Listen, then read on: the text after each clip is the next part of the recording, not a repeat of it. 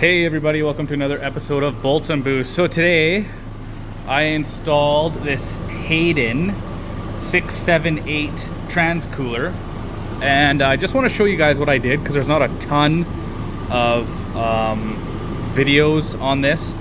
So I tied into that hole right there, which is a 10 mil bolt with the bracket, and I just used 8 mil bolts, and I tied in right there. So 2 brackets up top plus this one down here with the spacer, and it clears everything nicely. And then if we go down below, this was kind of the trickiest part, is figuring out where I wanted to run the lines. And I'm actually going to run them through the shroud right there because it's the easiest, less evasive spot to run it, in my opinion. And it has natural curves all the way through this like rubber shroud, if you will. And then there's the lines right there, and I just double clamp them, so really easy.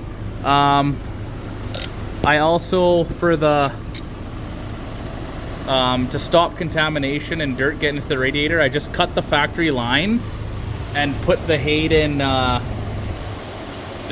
like nipples on the end and zip tied them, and I think that's going to be great. So factory clips are still in there and everything. So yeah, I just wanted to show you guys what I did. I was just a little startled there because I'm seeing some fluid, but I see where it's coming from, and it's not coming from anything new, which is fantastic. Ugh. So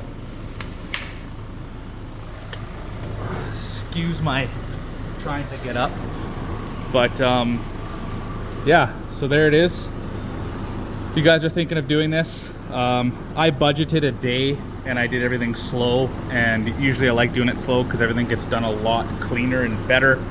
I did repaint my H3 skid plate and it came out absolutely flawless. Previous owners painted it black, a really cheap black, and it was just chipping away and it looked horrible. So I fixed that up, and yeah, there's the transmission cooler. So I just wanted to show you guys, give you guys a different approach or different ideas. And you can see I went through down there, and I just made sure that the lines were protected with another sheathing. I just used other old line, cut it up, and then zip tied it to that spot. And that's all I did.